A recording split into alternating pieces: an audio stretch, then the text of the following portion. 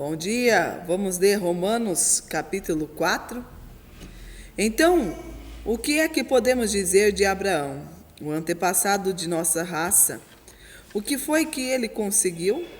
Se foi por causa das coisas que ele fez que Deus o aceitou, então ele teria motivo para se orgulhar, mas não para se orgulhar diante de Deus? Pois o que é que as Escrituras Sagradas dizem? Elas dizem: Abraão creu em Deus e por isso Deus o aceitou. O salário, o que o trabalhador recebe, não é um presente, mas é um pagamento que ele tem direito por causa do trabalho que fez. Porém, a pessoa que não põe a sua esperança nas coisas que faz, mas simplesmente crê em Deus, é a fé dessa pessoa que faz com que ela seja aceita por Deus. O Deus que trata o culpado como se ele fosse inocente, e isso foi o que Davi queria dizer quando falou da felicidade daqueles que Deus aceita, sem levar em conta o que eles fazem. Davi disse: Feliz aquele cujas maldades Deus perdoa e cujos pecados ele apaga. Feliz aquele que o Senhor não acusa de cometer pecado. Será que essa felicidade que Davi falou existe somente para os que são circuncidados? É claro que não. Ela existe também para os que não são circuncidados, pois já citamos as Escrituras Sagradas que dizem: Abraão creu em Deus e por isso Deus o aceitou. Quando foi que isso aconteceu? Foi antes ou depois de Abraão ser circuncidado? Foi antes e não depois. Ele foi circuncidado mais tarde, e a sua circuncisão foi um sinal para provar que Deus aceitou Abraão por causa que ele tinha fé.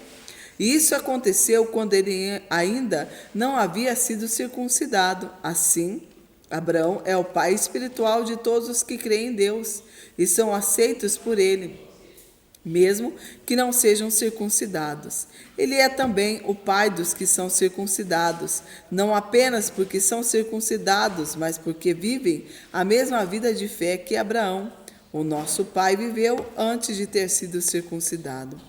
Deus prometeu a Abraão que os seus descendentes, que o mundo ia pertencer a eles. Essa promessa foi feita não porque Abraão tinha obedecido à lei, mas porque ele havia crido em Deus e havia sido aceito por ele. Pois aqueles que obedecem à lei vão receber o que Deus prometeu.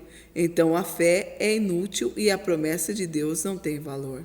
Pois a lei traz o castigo de Deus, mas onde não existe lei, também não existe desobediência à lei. Portanto, a promessa de Deus depende da fé, a fim de que a promessa seja garantida como presente de Deus a todos os descendentes de Abraão. Ela não é somente para os que obedecem à lei, mas também para os que creem em Deus, como Abraão creu, pois ele é o pai espiritual de todos nós. Como dizem as Escrituras Sagradas: eu fiz de você pai de muitas nações. Assim, a promessa depende de Deus, em quem Abraão creu. O Deus que ressuscita os mortos e faz que exista o que não existia. Abraão teve fé e esperança mesmo quando não havia motivo para ter esperança, e por isso ele se tornou o pai de muitas nações. Como dizem as Escrituras, os descendentes serão muitos.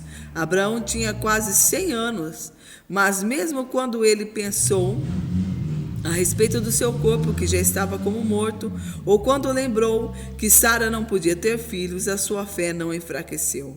Abraão não perdeu a fé, nem duvidou da promessa de Deus. A sua fé o encheu de poder e ele louvou a Deus, porque tinha toda a certeza de que Deus podia fazer o que havia prometido.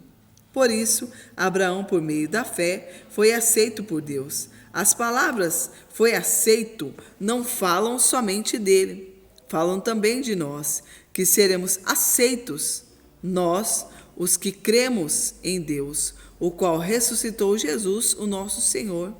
Jesus foi entregue para morrer por causa dos nossos pecados e foi ressuscitado a fim de que nós fôssemos aceitos por Deus. Amanhã nós continuaremos. Que Deus te abençoe.